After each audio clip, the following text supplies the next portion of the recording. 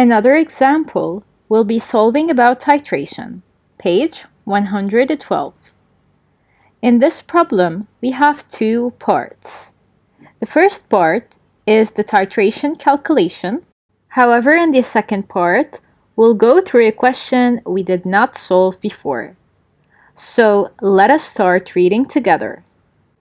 Washing soda crystals have the formula Na2CO3 and H2O. Crystals usually contain water. That's why in the formula we have H2O. Next to the H2O we have N. N is a number, but it is unknown. The object of this calculation is to find the number of molecules of water of crystallization N.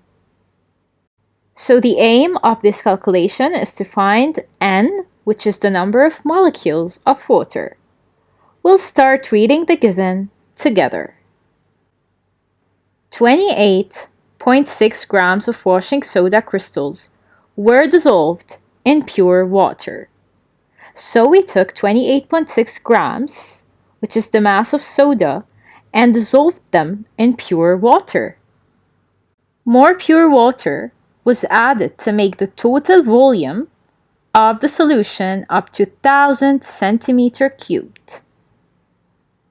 So we added more water so that the total volume of the solution becomes 1000 centimeter cubed. So the volume of the solution is now 1000 centimeter cubed. A 25 centimeter cubed sample of the solution. So we took from the 1000 centimeter cubed 25 centimeter cubed sample of the solution and was neutralized by 40 centimeter cubed of 0.125 moles per decimeter cubed hydrochloric acid.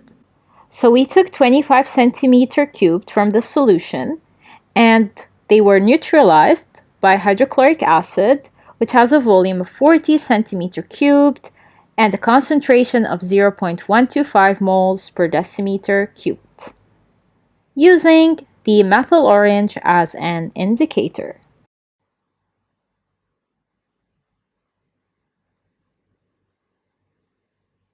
This is the equation we have between sodium carbonate and hydrochloric acid to give sodium chloride plus carbon dioxide plus water.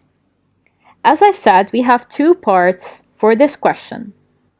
Part A is to calculate the concentration of sodium carbonate solution in moles of sodium carbonate per cubic decimeter. And part B is to calculate the mass of sodium carbonate and the mass of water in the washing soda crystals. So first I have to find the mass of sodium carbonate and then the mass of water crystals. After obtaining these results, I need to find N, which is found in this formula. We have many things to do, but we work together step by step. We'll start with part A. We'll take the given and the equation to determine the concentration of sodium carbonate.